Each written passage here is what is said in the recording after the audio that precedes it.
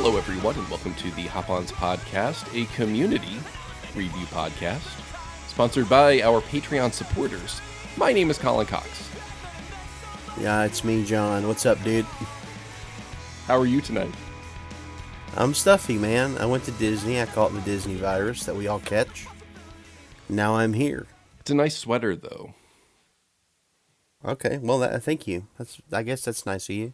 I think it's nice. It was a compliment. I feel like you're being a little bit patronizing about the sweater, honestly. Oh, well, I certainly was not. It's just things are getting colder here. I think that's a nice sweater. It's sweater weather. Okay, I like your Kirby shirt. Have you ever played a Kirby game ever? When I was a kid, yeah, I played one. But not recently. I also have that same shirt. Did you know that? No, I didn't. This is technically We're shirt brothers, kind of, me and you. This is technically my son's shirt, but someone bought it for him, and they bought like an adult medium. So, how strange is that? I was gonna say, if we're at the point now where you're able to wear Gray's clothing, either Gray is hulked up a lot, or you have gotten very little. He started playing soccer, and so he has also started cycling a lot of gear, John. Absolute routine. Cycling, yeah. He's pumping iron, yeah. He's doing shots of whey powder, whey protein every day. Do you remember that episode of Family Guy when Stewie was on steroids? I do. It's a classic. He looks like that. It's a banger. He looks like that, yeah. Basically. So terrorizing everyone in our house. But he looks very good. So... John, we are here to discuss Season 5, Episode 13 of Community, the season finale for Season 5, Basic Sandwich. John, this episode originally aired on April the 17th, 2014, directed by Rob Schrab. Okay. Written by Ryan Riddle. No, Ryan Reynolds? Is that what you said?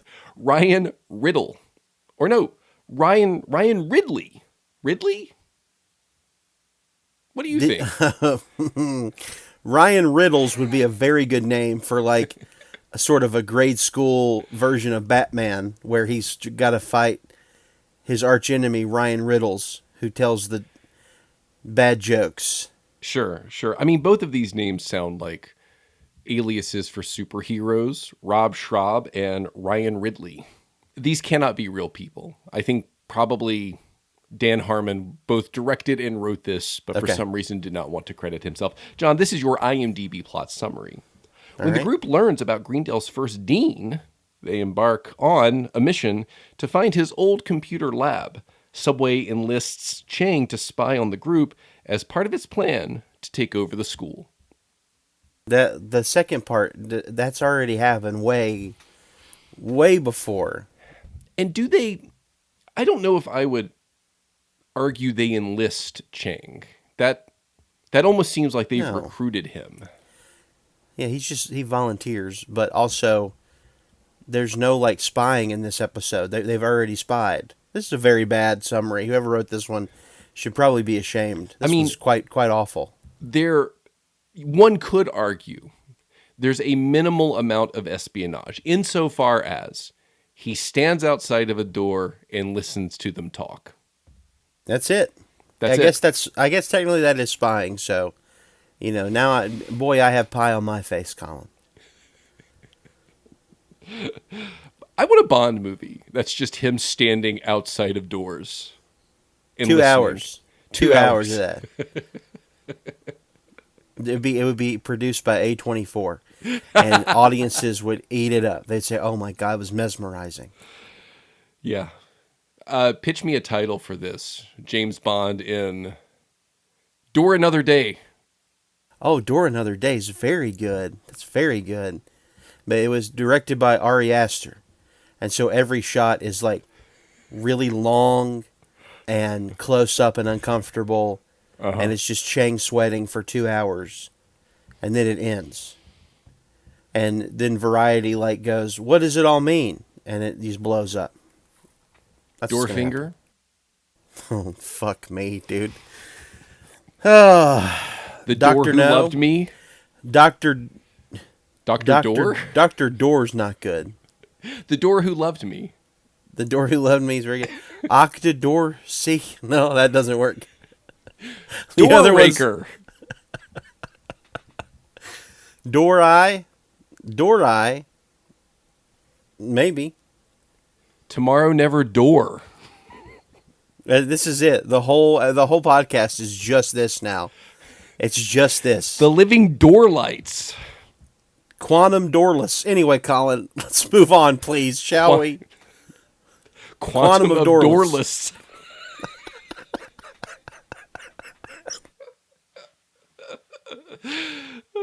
John, for a bit of context, I don't know why that was fun. I think my blood sugar is still a bit low.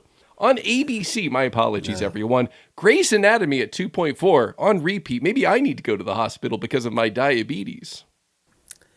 Jesus Christ, what's after that? Holy fucking shit. John, on CBS, the big winner. Yeah. The big fart theory at 6.2. Did you catch what I did on that one, Colin? I did. Yeah, subtle. As subtle as a Sheldon joke. That was very good. John, on Fox, Hell's Kitchen at 3.1. I can't do this. Listen, if I laugh, I'll cough. But in spirit, I'm saying it as Gordon Ramsay. He's yelling as him. In your imagination, yeah, hear him shouting, "You dumb donkey. You fucking donkeys." And then he talks about a risotto for a while, and that's it. I watched an episode of this television show while I was sick on the All Hallows Eve, October the 30th. Sure. What a bad show this is. This is a terrible show. Oh, Hell's Kitchen, you don't like it? Yeah. No, I it's don't just like so it mean. either. It's just like constant yelling from This is everybody. something It's I've just noticed. yelling. It's funny. I recently watched a couple of episodes of, I think it's Kitchen Nightmares, basically, where he goes to bad restaurants. That's just a banger. But here's the thing. We should talk about an episode of this show, I think, for Patreon.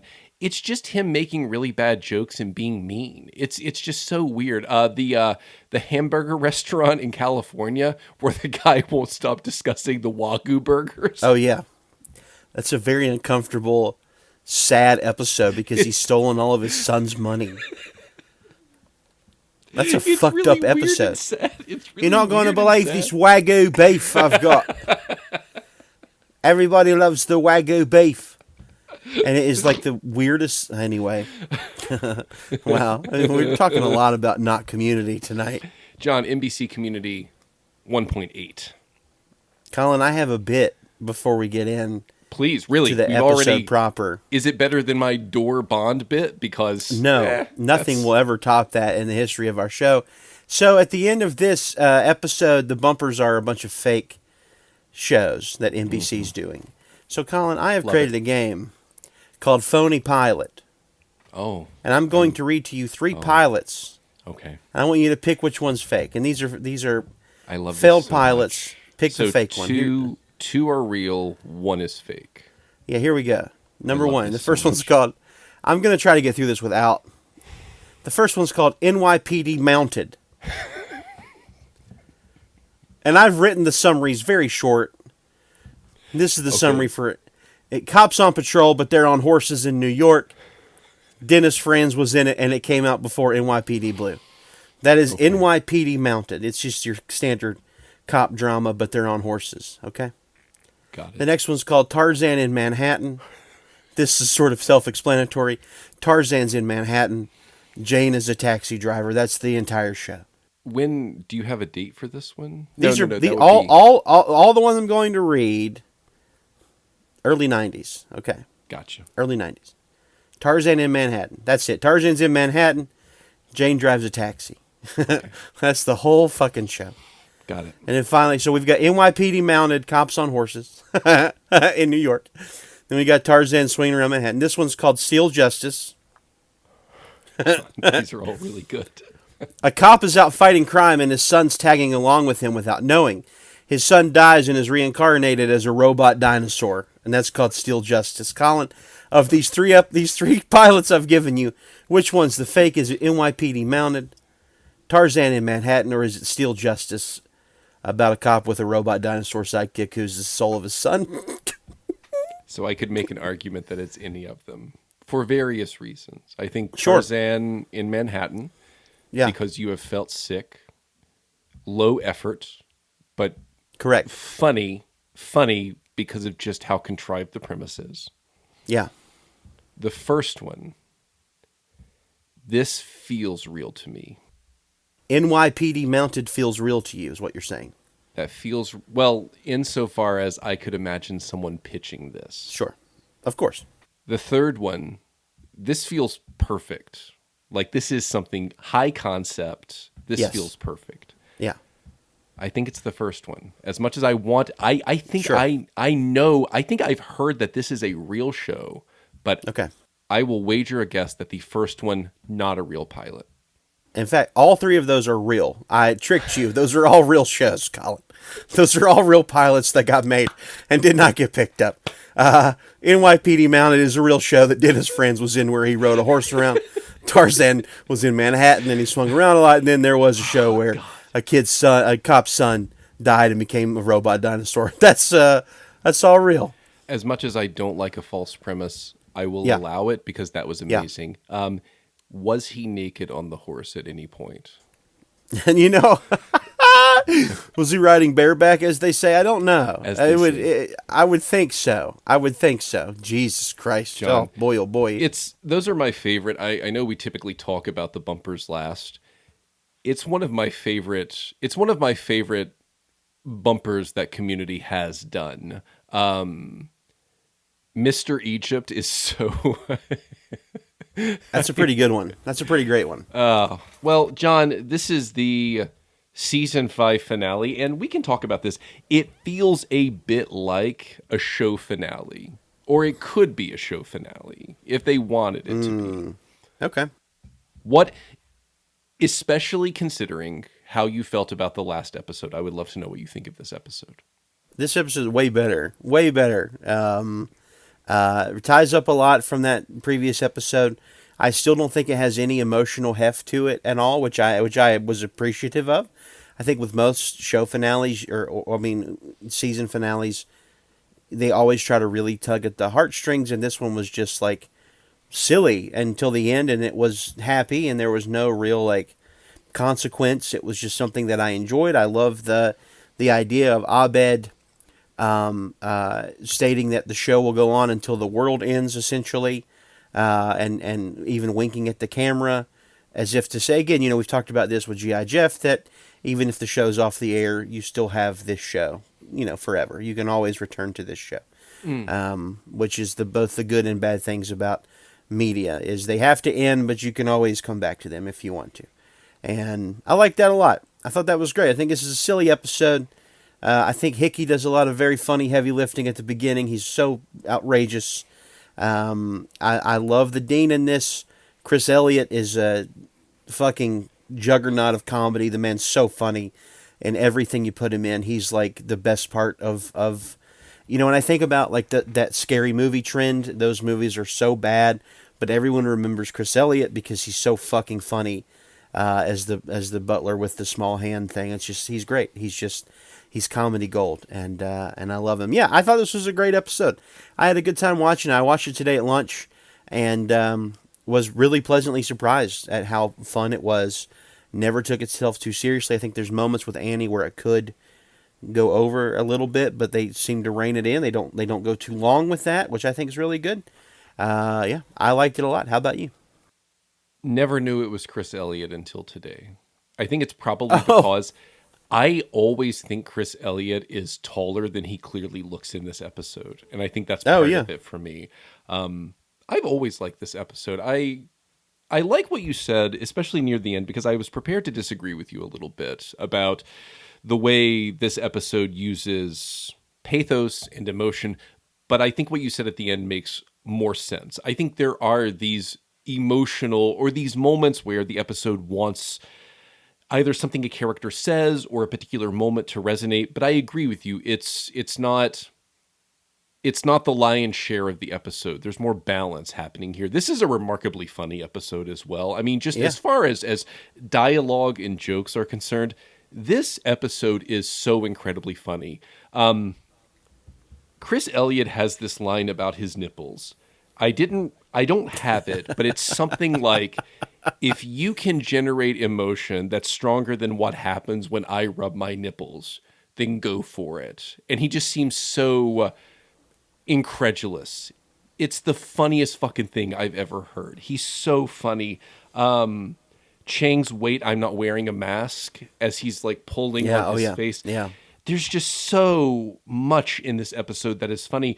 But the moments where the episode wants to try and be emotional, I think it's interesting because I think this is an episode like the end of season 4, like the end of season 6. You'll see this in a few months, that wants to have a conversation about the way Community tells stories, the nature of storytelling, why storytelling matters, who stories belong to ultimately. Because I think you could imagine that this Russell Borchert character, he feels like almost a gonzo avatar for a figure like Dan Harmon. And there are these lines, John, for example, when Annie says something like, "Look at what happened to us because these greedy people have driven us this far." It feels like one of Yeah. these moments. I Yeah. thought you would really like this because I think you, in the last episode, mentioned that Arrested Development episode where they are having a not so subtle conversation about how terrible Fox is and how they're desperately trying to find whether it's Showtime or HBO or whomever. This episode does a little bit of that, where maybe it's not Sure. a direct critique of NBC, but it feels like a creator offering a critique of a studio trying to shift them in directions they do not want to go. But I agree with you. I love this episode. I think it helps to explain the last episode. I think I said this to you last time that I think maybe retroactively you'll like the last episode more because of what this episode does, and you can tell me if that's true or not. But I agree with you. I really like this episode. Yeah. I think I need to go back and watch the. I need to go back and just watch them all the way through. I have not done that, and I think that's really. I think that would like pay off the first episode a lot more.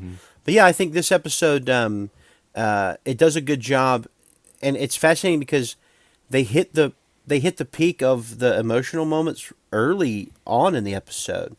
They don't save that for like the quote unquote winger speech. They give it to Abed, who and this is a remarkably beautiful speech. He tells Annie, once they first get down into the computer wing, where he's like, the show doesn't belong to them. The show is ours. And as soon as they realize that the show will continue, they're going to come back to us.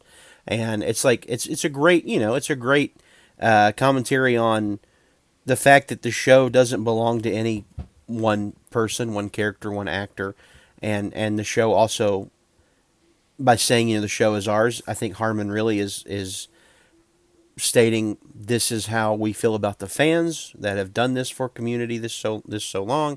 And I also love like them also taking a shot at spin-offs that are just insane and should not ever happen, by Abed stating once they know the show's back on, the spin-off won't matter anymore. And yeah, I liked it. I think that was great. And early on, that's when you hit the peak of the really emotional moment, and then we can get on with the rest of the insanity that is this episode of television. This is a bonkers episode. It really is.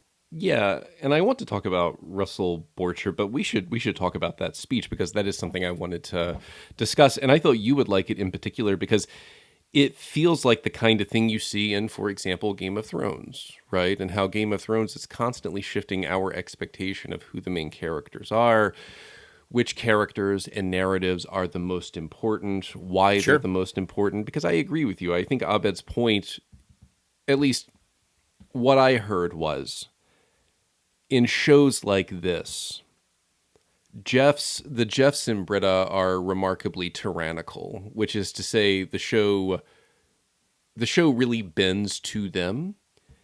And unfortunately, characters like Abed and Annie, even though they are important, they have so little control once a character with the kind of supremacy that a Jeff and a Britta has, once they make a decision to do something, characters like Annie and Abed feel reactive.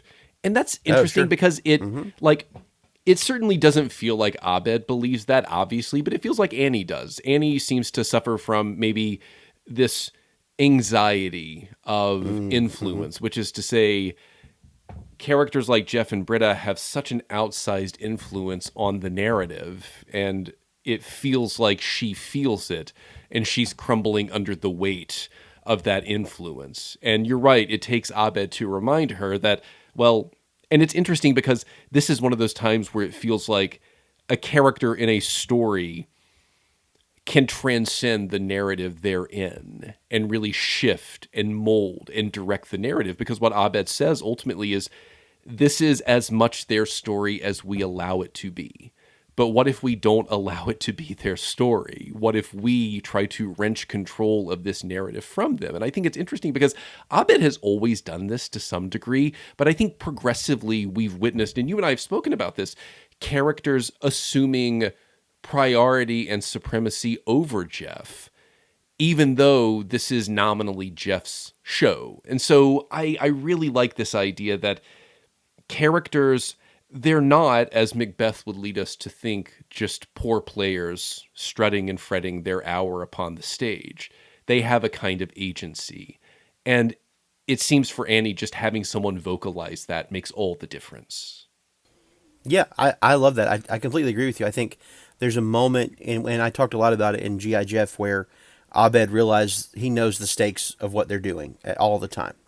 And here, there's a great moment when they're looking for the computer wing, and they're in the teacher's lounge, and Hickey busts a hole in the wall with the pickaxe, and Duncan causes a fire by ripping the wires out of the wall, and everything's on fire, and everyone's freaking out.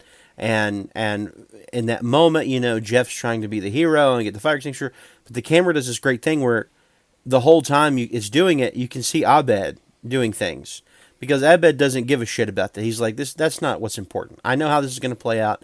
We're going to find something. I'm going to find it right now.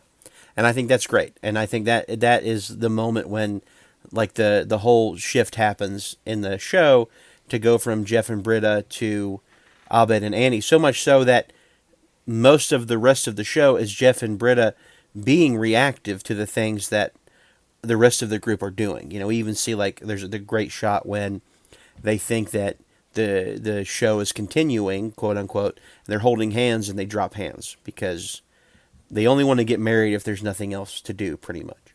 And Yeah. I think that's great. That's a great point. Yeah.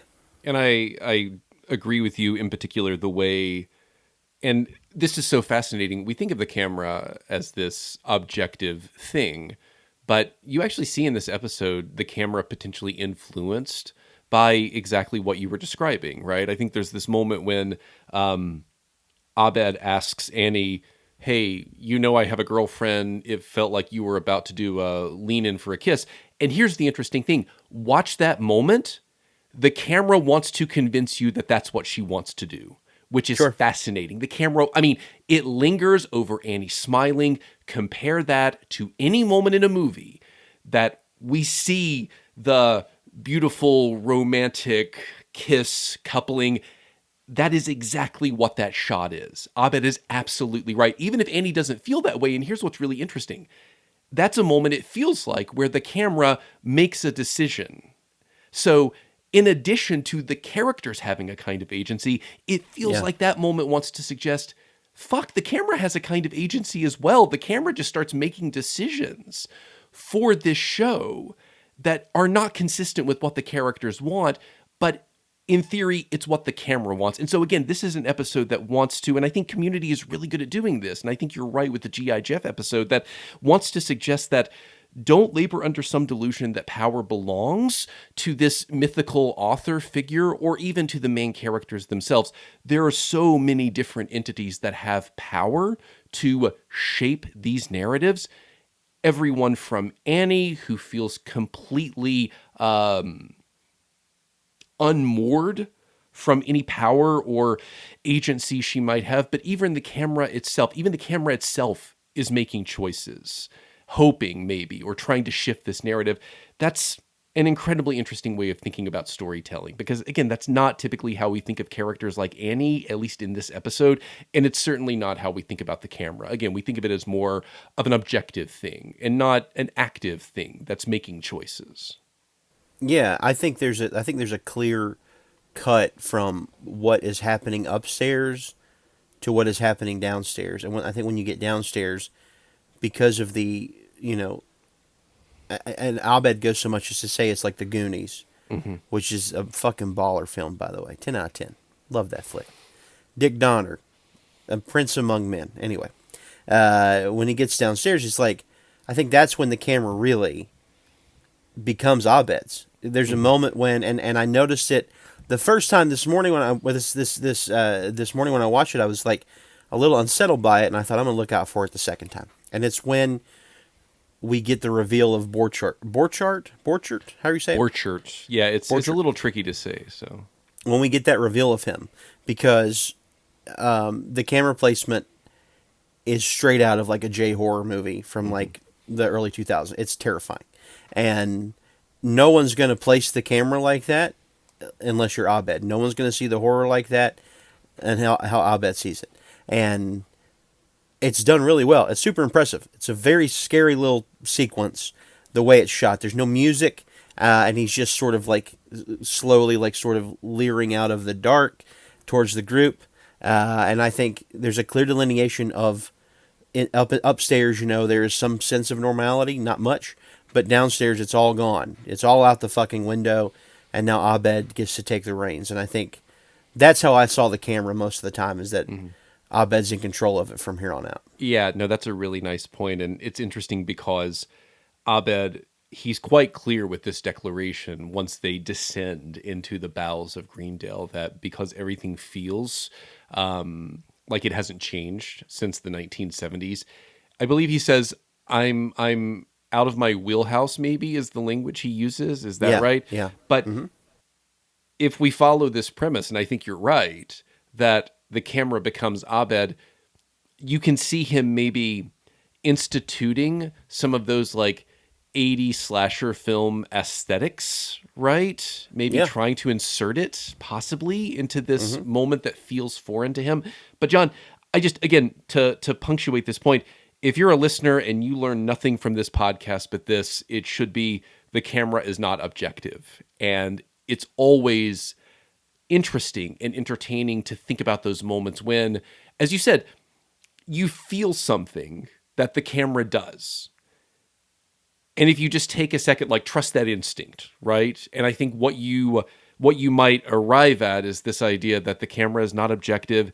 At times, as you said, it feels like characters within the story are actively moving the camera in particular ways and positioning the camera in particular ways. But yeah, just don't labor under some delusion that the camera's objective, because it's just not. So Yeah, I would hope that people that listen to the show have, like, if they're not big fans of cinema, they have reached out and watched movies that are not like the MCU or something like that, so they can see, because I can like distinctly remember the first time I watched like Goodfellas, and I heard Scorsese talk about how what's great about the camera is all the shit you can't see on the outside. Like, I can trick you however I want to trick you, without question. And I love that. I love that in this episode community, no doubt. Like, they can do whatever they want, especially in this world. This world is so unbelievable, and the camera can be, it can help you, or it can be a huge enemy to you.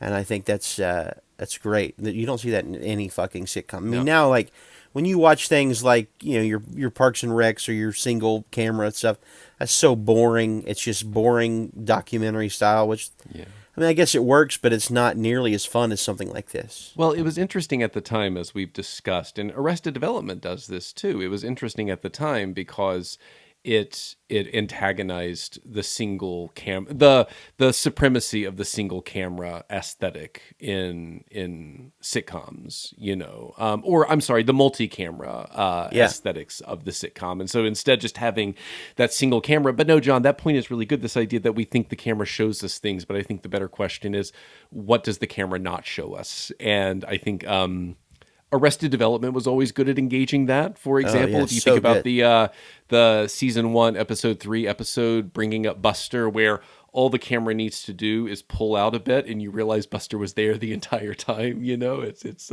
yeah, like that kind Yeah, of thing and is. and we've always talked about, and I think just really quickly adding on to that, one of my favorite things about Arrested Development was it did sort of invent this style of shooting sitcoms that like The Office and Parks and Rec would take and run with. But what's so great about Arrested Development is they never acknowledge that there is a documentary staff there, No, and so you yeah. and I always question like who the fuck Who is the this, hell is because this? more than Yeah. once like they actually show up in the show, and that's always made it way more entertaining. And I love that. Anyway, Community is should be applauded for all the great camera work it's done over many episodes, and this one is no surprise. It's really good. It's really good. You know, regardless of what John and I talk about, we always find our way back home, and home for us is a model home in California. So. It sure is. Yeah, yeah.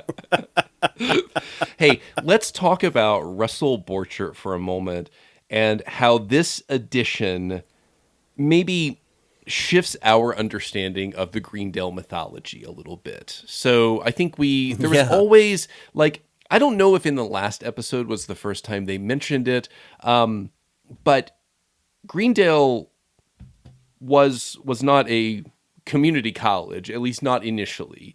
It was specifically like a computer college, like a trade school, Yeah. basically. The sign said computery college, which made me laugh a lot. Yeah, yeah. John, what are your thoughts about Russell Borchert and yeah, again, what this does to the Greendale community mythology? Well, I think Annie goes so far as to say it.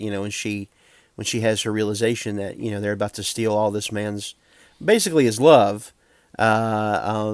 Is she says he's one of us. She realizes he's Yeah. an outcast and a misfit and quote unquote loser like the rest of them, but really he's not. Like he genuinely, I think, had a good heart and a good place for what he wanted to do. He just didn't really understand how to accomplish it. So he's like a much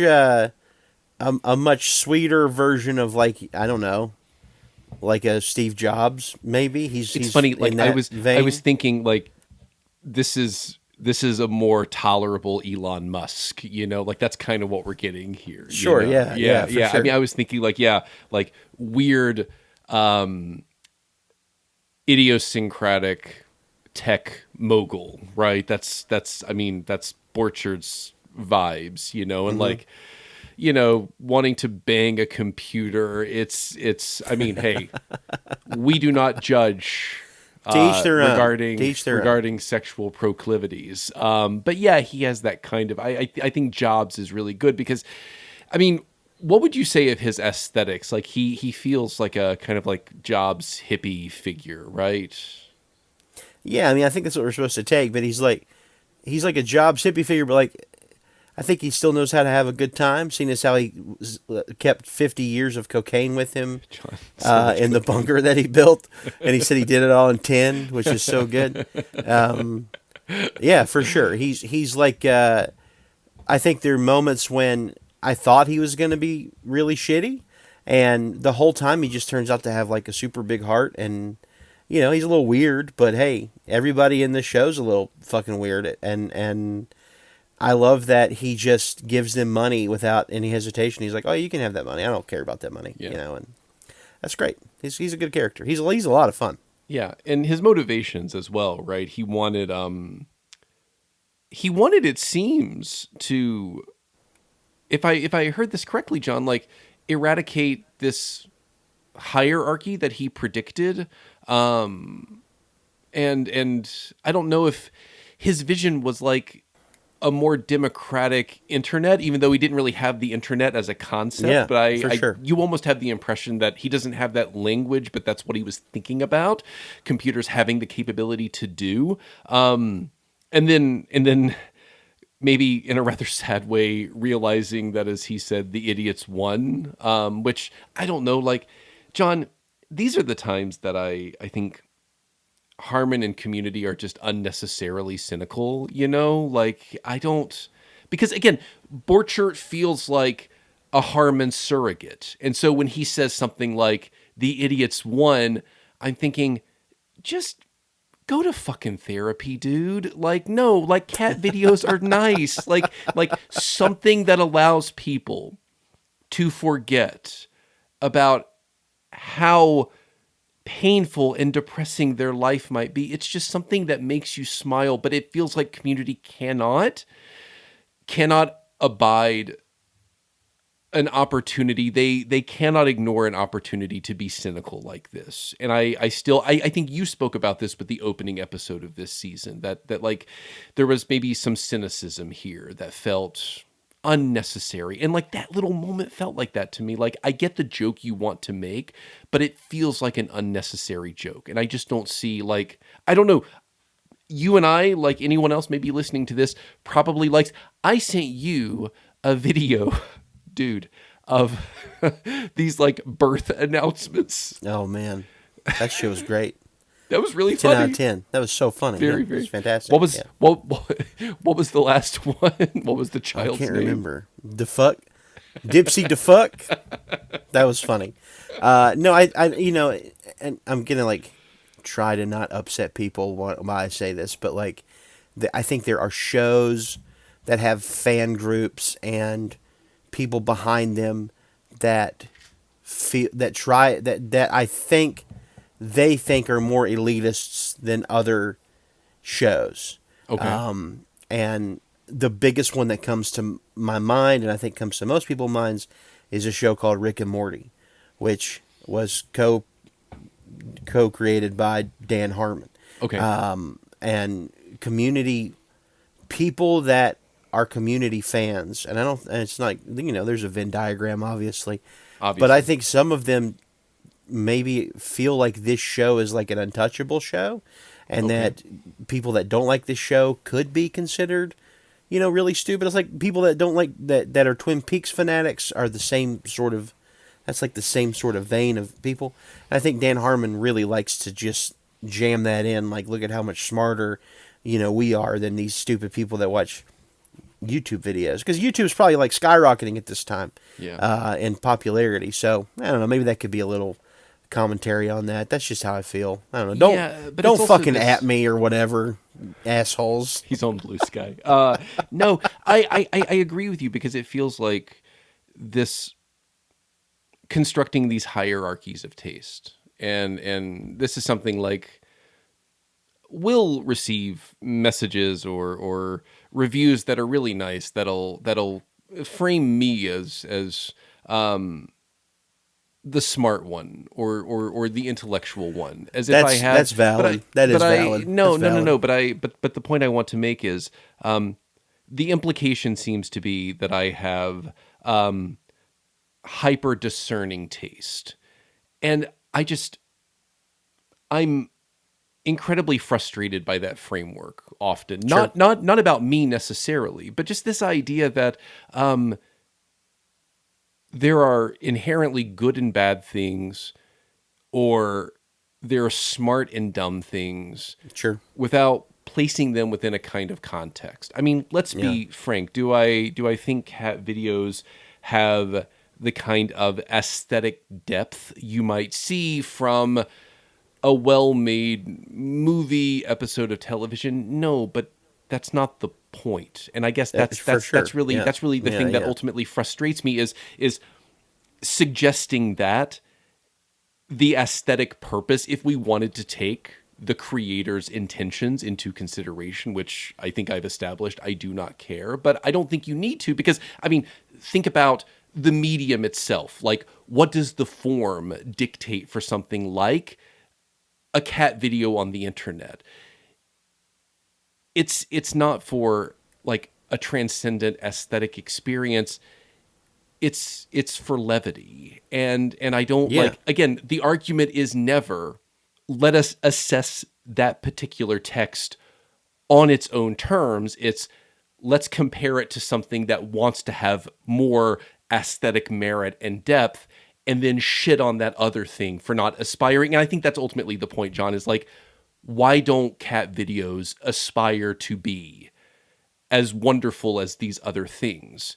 And my it's just, I think that's ultimately my problem is not everything should aspire to be that. And why should we shit on it for us for not aspiring to be that? And so like I just I feel like we've gone pretty far afield with this one little thing that Russell Borchert says, but I think it's important because this is, if I have a problem with a show like Community or a figure like Dan Harmon, it's these kinds of moments where Yeah. it feels like his just general cynicism has a kind of effect on the way his show thinks about, as you said, itself in relation to other texts that maybe just don't have the same sorts of like aesthetic preoccupations. And that's just Yeah. deeply frustrating to me. No, I mean, and you know, it's echoed in the bumpers. The bumpers literally are like, we'll replace this with whatever fails next will be Yeah. Yeah. this, you know. Yeah. And Without no, that's really good, John. Yeah, it's like It's- look at it's what hard NBC not to will do. just- Look at what NBC will do instead of Yeah. renewing us for another season. They'll probably put something like Mr. Egypt in our time slot. Yeah. yeah, it's just a way to like flip off NBC and the big networks. And yeah, you know, I think there's always been like a cool kids club regarding shows and fandoms, and that's silly. I think I've always been a proponent of you should like what you like as long as it's not something that's hate filled and you know, disparaging. I think if it's something that you dig, you should dig it.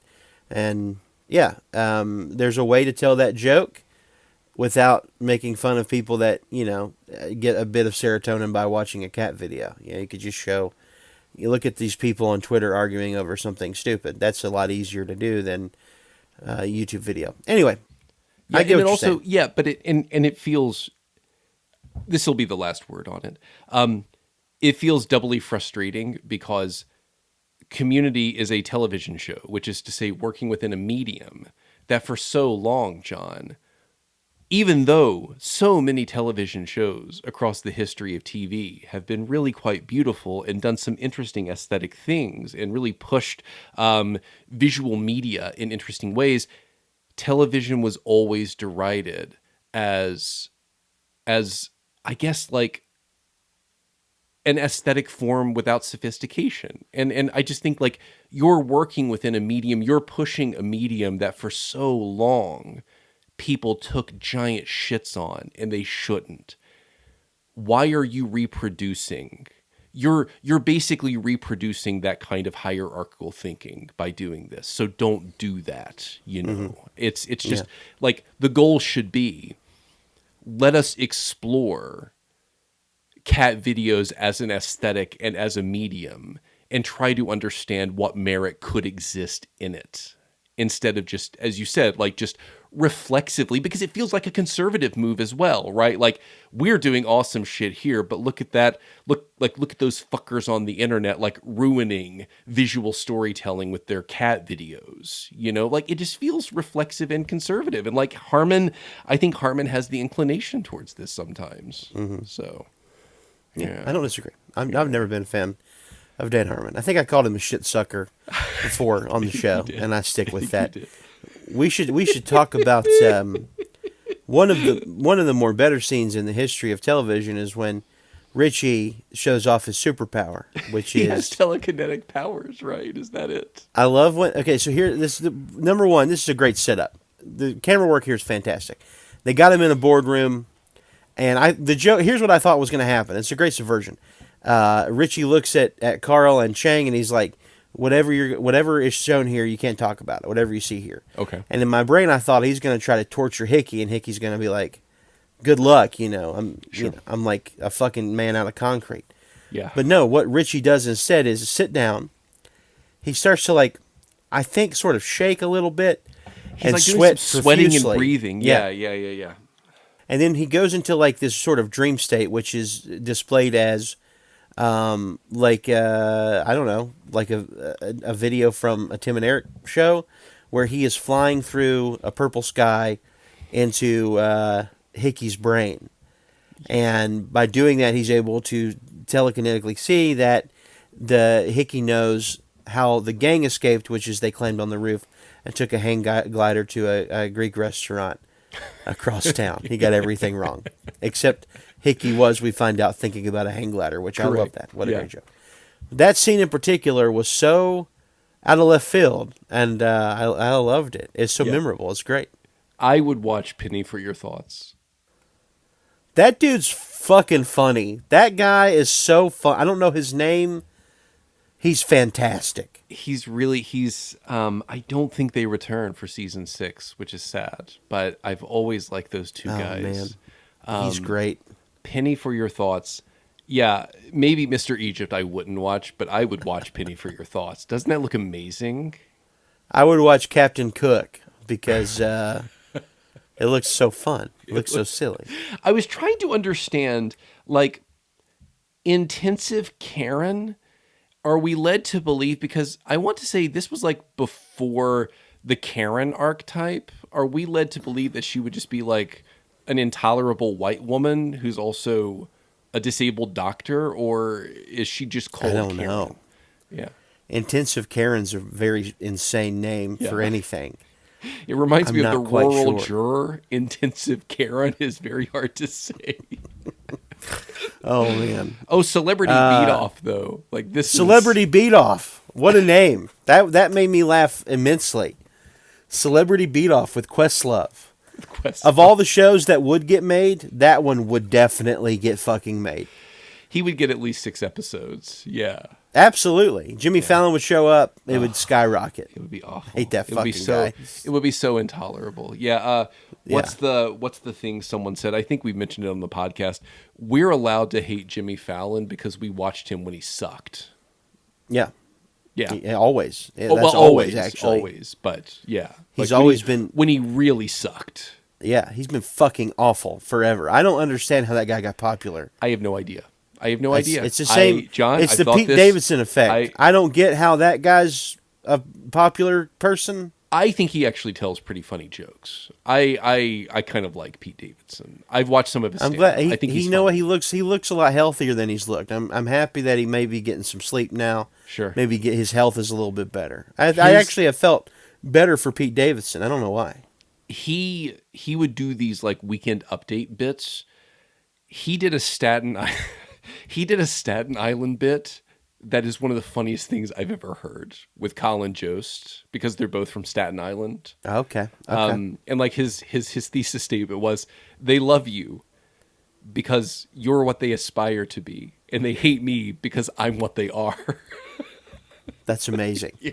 He was also in Bodies, Bodies, Bodies, produced by A24, who has a new movie coming out with James Bond in it called Doorfall, where Chang just stares at a door for 2 hours.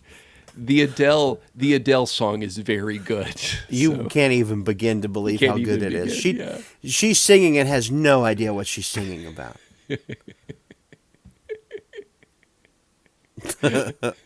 Oh my God. Oh, Anyway, God. what else you got? Have we reached the end of this conversation? No, I don't think we have, because Okay.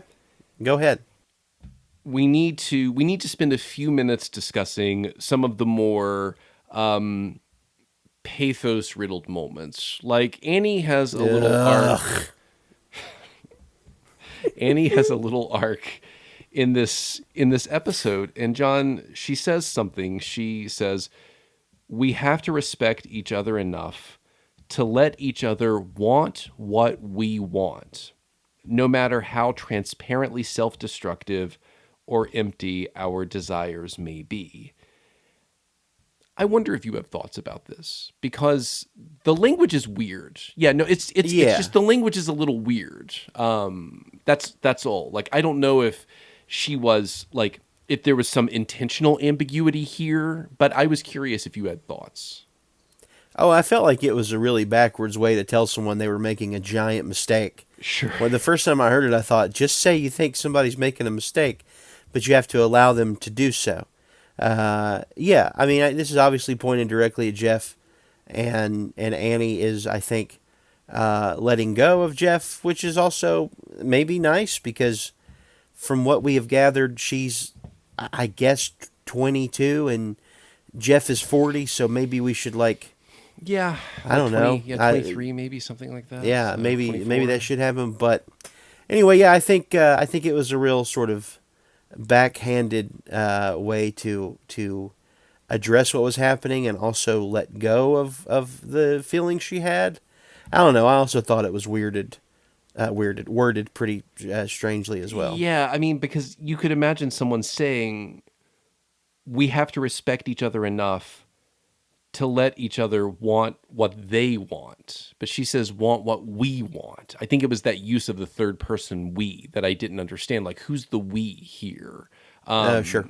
No matter how and that part makes sense, no matter how transparently self-destructive or empty our, but she even says our desires, but that one makes a little more sense. I think it was the we, and I was attempting to understand who's the we here, because she should say they. And I agree with you. It's no. I'm not being pedantic. I'm trying to understand, like, what does that imply? And I'm not sure I have a good answer, because I agree with you. I think what the episode wants us to think is, and John, you'll actually see this next season. There's very little Jeff Annie stuff next season. Oh, This okay. this this is an interesting moment that's worth, like, thinking about and returning to, and really imagining as an anchor in many ways, because one of the things we talked about this in the last episode, one of the consistent bits of tension that has allowed this show to continue is really this question of Jeff and Annie. And this is a moment, again, we only know this retroactively because there's always the possibility that they could couple them, right? But as someone who has watched all the show, I can tell you this is a significant moment, because this feels like a moment where Annie seems to, like, put distance between her and Jeff in ways that I don't think she has in the past. Yeah, which is probably good. I mean, honestly, he as you can. I mean, I think this episode does a lot to show how Jeff is still sort of plagued by this idea of like a quote unquote fulfilled life, Hmm. and Annie seems to be in a position where she is okay with things happening as they happen, and it's probably healthy for Annie to go ahead and move on to something else. That's how I feel about it. Yeah, no, I agree with you. The other one, John, is the moment when Jeff, he remembers or recalls things characters have said to him, which seem to operate as these totems, representing his love and affection for them. And that has the effect of, you know, reconstituting Raquel so the door can open. It's this small little moment, but it seems significant where Jeff, and I think what's also significant is Shirley is not here. Like, they've already, like, it seems, just completely excised Shirley from this show at Oh this my God, you're point. right. I didn't think about that. Holy shit! Yeah. But Jeff has these moments where he recalls these significant people in his life, and uses that, it seems, channels that to produce this emotional response. Significant moment for Jeff, or still troubling because he refuses to allow them to look at him? He doesn't even acknowledge what happens. What are your thoughts? Yeah, no, I agree with you. I think it's significantly troubling. Might not be the word I would use. It's definitely Jeff has a lot of internal demons that he needs to get a handle on.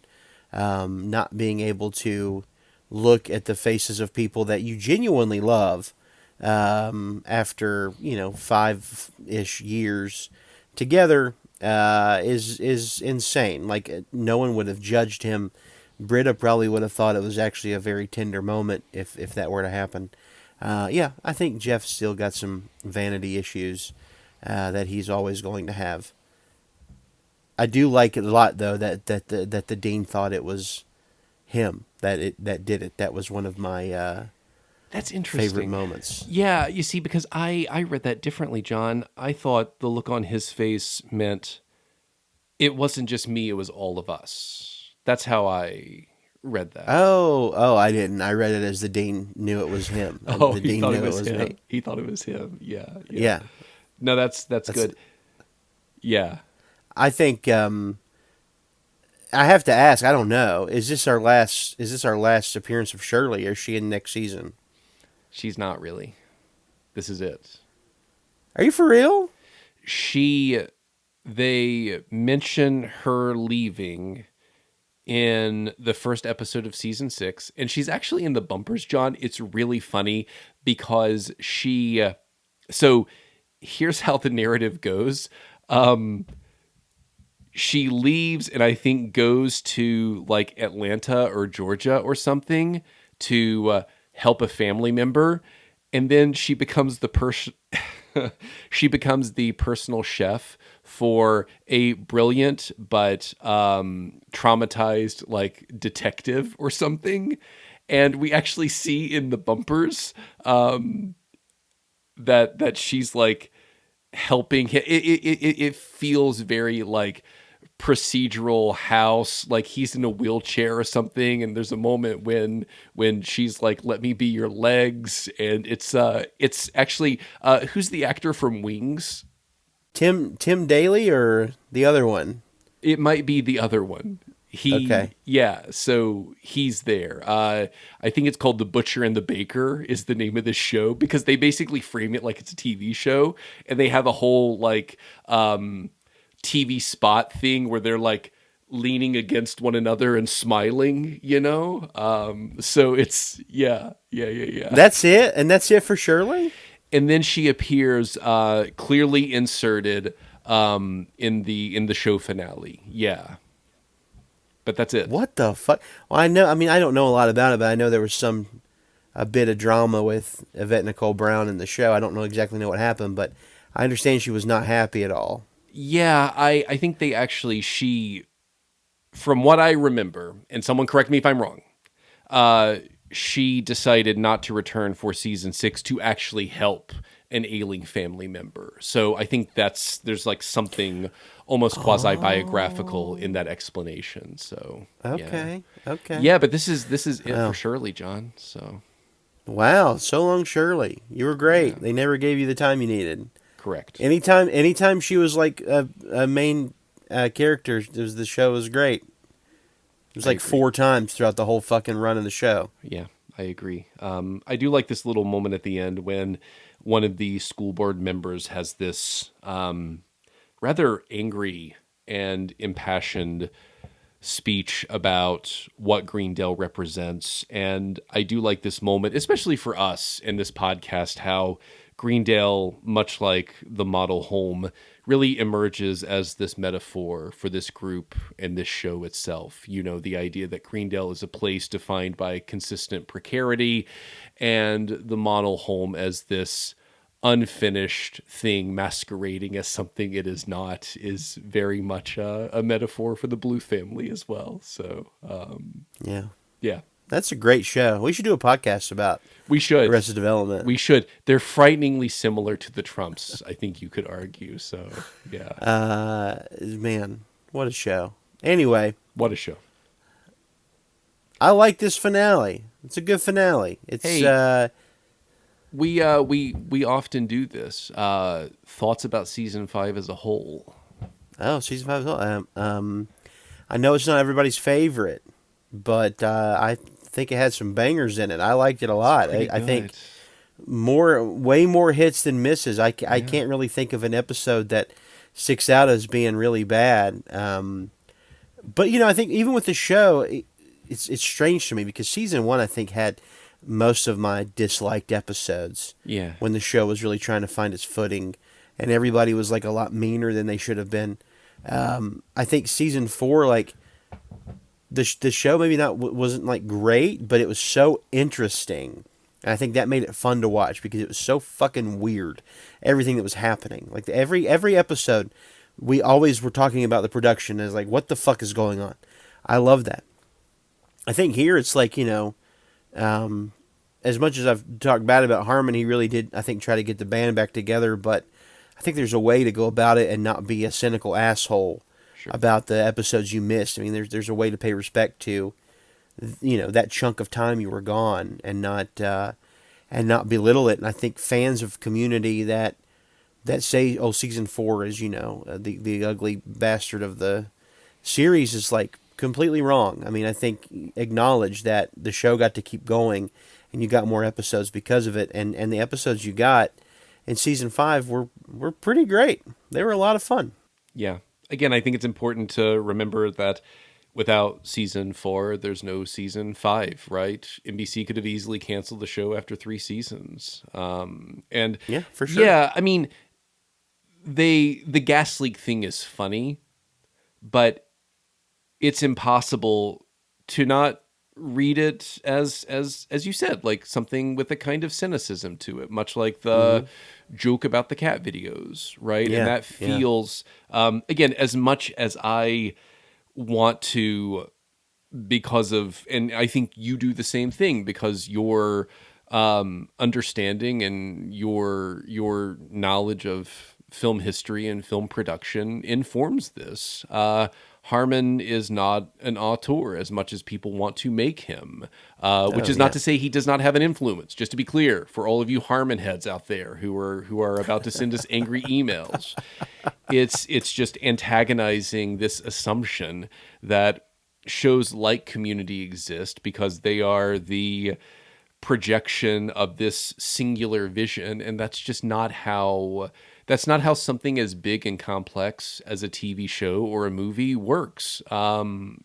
One could think of countless examples, from Han Solo's "I love you, I know," which was not in the script. That's a thing Harrison Ford added, like Yeah. where is that unbelievably iconic moment from Star Wars without an actor like Harrison Ford clearly understanding the character better than the writers and the director did. The point is, I suppose, it is a collaborative, communal process, but those moments of cynicism seem far more visible in the Harmon seasons than they do in season 4, which I think you're right. It's a weird, motley season, but it does not feel cynical in the way the Harmon seasons do. And I think there's something nice about it. But with that said, and we're only saying that because this is the season that follows season 4, as you said, this season that many people argue is perhaps just not that good.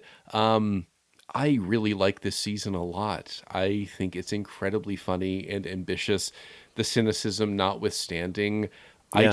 I just enjoy, I think I there's something about those seasons with Dan Harmon, after all of the criticism that I just said. There's a kind of control that seems to exist with a figure like Dan Harmon around, even if he's nothing more than just a symbolic figure who just makes people feel comfortable. I really dig this season a lot. Colin, Hey, I had a few that more for is. you. Oh my God. Okay. You only door twice. Doors are forever. Live and let door. The man with the golden Okay. door. That one's pretty All right. obvious. Door raker. For your doors only. Door pussy. Never door again. A There door it to a was. kill. The living door lights. License to door. Door eye. Door never dies. The door is not enough. Door another day. Door royale. Quantum of door. Quantum Door. of Doorless. You said quantum of doorless? I think I just like Doorless. quantum of door. What's the one that? What was the one that came out with the fucking? What's his name? I almost said Casper Van Dien, and that's not it. That's the beer talking. Christoph Waltz. No time to door. Oh, that one's Ah, Spectre. fuck. That one's Spectre. Spectre. And I don't know how we make that work. So nope, I don't nope. either. It doesn't work. I was It doesn't trying. work. That's I the was one that trying. you can't, John. I went through all of them. That's the one that I don't think works. Are you excited for a new Bond? I don't care anymore. Do you know who's going to direct the new one? The rumors. Oh, I do. Christopher Nolan. Oh, I thought it was Don Cheadle. Oh, you fucking dick. Oh my God. He's going to write, direct, star, edit. Don Cheadle. I'd love to watch that. That'd be I would fucking too. awesome. I would watch that. I wanted Idris Elba to be Bond. I think everyone But said that. he's Yeah. like such a hulking beast of a man. I don't think he could fit the Bond mold too well. Yeah. Plus, he's like too scary. 70 now, right? Who gives a shit? Does it Daniel matter Craig was like anymore? 95 when he was Bond. He was. Who cares? Sean Connery was probably 30 when he was Bond, but he looked like he was 90. So get Yeah, Michael no, Caine out. He's retired. Michael Caine would be a great. These kinds of like silly You were only conversations- supposed to blow the bloody doors off, Colin. These kinds of conversations are so silly because, like, here's the thing: whomever they choose, he'll be a professional actor. It's not like they'll choose me. And, Now, that would be fucking wild. If like next week I message you and go, you're not going to believe this. Nolan's a big fan of the podcast. He reached out. He wants me to play Bond, and he wants you to be Moneypenny. No one would even. You can't even imagine it. And he was like, I said, what about the British accent? I can't do it. He's like, no accent. You go in as you. They call me Bond. James Bond. That's my whole thing. Oh, man. the Bond Fuck. theme is played with a banjo. Yeah. Yeah. It would kill. It would kill. Oh, John. Okay, we've dallied enough. Let us transition to some of our segments. John, who Yes. makes the Dean's List for you? Who is your best performance? Oh, wow. That's a hard one, actually. I haven't thought about it. I would think, I want to say Abed, but I think it's Borchert. I think it's Chris Elliott. That's mine. What about you, buddy? Yeah, I think it's Chris Elliott as Borchard. He's fantastic in this. He's so funny. John, now I need you to check the syllabus. Now, this is where you identify your favorite bit of metatextual referencing and intertextual play. What do you got? Yeah, I don't know if it's a real one, but I am going to go with the reveal of Borchert in the basement being shot like, I think, like Pulse or Cure or some J-horror movie. That's the vibe I get. I think that's what they're aping off of. That's what I'm going to go with. What about you? I think mine is the idea that both Jeff and the Dean think Donald Sutherland is hotter than Elliot Gould. He is, by the way. is. Hands He down. is. 10 out of 10. Not 10 a out of fair 10. debate. Not a fair debate. So, John, best lines. Oh, I didn't write any down. Hold on. Oh, when Chang says this is not a mask, I think I'm just mentally ill. That's a pretty big one. There's a moment when, okay, this is a great line. When they get the blueprints, and Duncan says that looks like a penis, and Hickey says your penis looks like a bunch of buildings, and I can't remember what Duncan says, but that's a great back and forth. Yeah, that's my first one. It's what the hell does your penis look like? Obviously a cluster of buildings. So let's all have a laugh at the freak. That's great. Yeah. That's great. What else you got? Look at the bottle held by the school's first and least acceptable mascot, Big Chief Drunky. Big Chief Drunky was great. Oh, fuck. It's pronounced aluminium. That was really funny. That was a Duncan line. What does this look like? An hour-long episode of The Office. That's a Dean line, good. which is quite So funny. good. Oh, don't worry, I've been drinking. That's what that school board member says. Yeah. And then I have both of them shouting Donald Sutherland. Oh, relax. If it's anything like a regular dungeon, it's only as dangerous as whoever invited you. That's a Dean line. No, I was dying. That's something the Dean shouts because there's this wonderful moment. Oh, of yeah. Joking. Yeah. So good. John, I have that song, Open the Door. Yeah, sweet mama, we got to open the door, and the door is opening. You're playing the song that opens the door. We recorded this song for when you open the door, especially timed to the duration of the opening process. Oh, man. And they play like a It's a nice faster version when funky it song. closes. Yeah, So for good. dramatic effect. That's right. Sorry, I lose track of how big I'm getting. I don't. Oh, yeah. Great. I robbed your brain. I robbed it. That's something the I think Richie. Love that Richie's guy. his name. Yeah. Yeah. Wait, I'm not wearing a mask. I have that. Idiots won. That's something Borchert says. Oh, dude, this is something the Subway guy says. We are but simple sandwich artists who want the world to eat fresh. Subway, ho! Oh, man. Well, Subway sucks so much, by the way. Fuck. they suck very much. I like Subway as an avatar for everything terrible about the people who try to make community worse, without question. Yeah. John, that is our conversation for Season 5, Episode 13, Basic Sandwich. John, we have a Patreon page. Oh, my God. We have a Patreon page. Colin, it's the first link in the show notes. Yeah. For $3 a month, you get all the exclusive content. We talked about the Lost Boys last month. This month, who knows? Who knows? Could be anything. Also, if you want to hear us, I think we're probably going to take a break for a little bit after this episode. So if you want to hear us, that's going to be your only chance. Hop on Patreon, $3 a month. You can hear us. Exclusive content above that, $7 a month. You get the content. You become a producer of the show. We talk about how much we appreciate you every single episode. You also get a sticker. Above that, $15 a month. You get a shirt, a sticker. You get the content.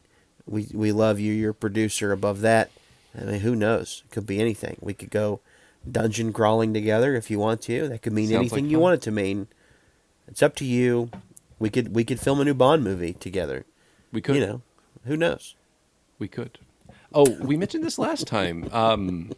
Patreon now has this option where you can basically become a free member. So we see you as a free member. You just don't have access to, as John said, any of those amenities. But John, we can do this. If you become a free member, we'll give you the shout out. So here's what we'll do. John, in the month of October, we earned 2 free members. 2 people joined the podcast as free members. God. So thank you to Deadline 63 and Lisa, our 2 new free members. Lisa Simpson, she's famous. Yeah. She left one comment recently that says, "Eat my shorts." I think she's a bit confused about, oh my God, I knew it. About Lisa Bonet lines from The Cosby Show? She's great. She married Lenny Kravitz. Okay. I think she's a bit confused about iconic lines from Simpsons characters. But become a free member. We'll give you the shout out. But John, our producers, we love to thank our wonderful producers. So thank you to Katana Krendy, Rachel, Kate Daniel, Lars, Rob, Robin, Jeff, and Andrew. And John's right. It's the first link in the show notes. The second link is to our Threadless page. And John, if someone were so inclined as to rate and review the podcast, what would you say and what would I say? Well, it would be nice. Ratings and reviews do help the show get noticed. Please let us know if you rate and review the show on any podcatcher. We see them pop up for the iTunes one. The Apple Podcast one. So if you do it anywhere else, please let us know so we can read it here. It really does help. So when someone searches Hop-Ons Podcast or Community, we are the first thing to pop up. Right now, we're the first. If you search like literal community development, we pop right on up there, and that's not what we talk about, but we could. I like roads. Why not? We've mentioned this before. I'm very interested in city and town architecture. I don't know that much about it, but I always like to learn new things. So sure, absolutely. Yeah. And John's right. We will take probably a short break, but we'll be back for season 6, probably beginning of next year, 2024. That's typically how we do things. So yeah, we'll take the holiday off, relax a little bit. We'll still do Patreon, of course, and then we'll be back in full swing for season 6, the final season of Community. Final season of Community. Well, John, for the Hop-Ons podcast, if there is not anything else, my name is Colin Cox. My name is Bond. James Bond. Colin. See you next week. Wait, see you in a little while. Do you want me to play the pretty song? Oh, how did I forget? Oh my God. Here's where it goes. You got to play it. I love it so much. I'll do it for you, Bob. Yeah. Okay. All right. See you, buddy. And the rain come down. Sunshine through my fingers. We're living in your world now. This time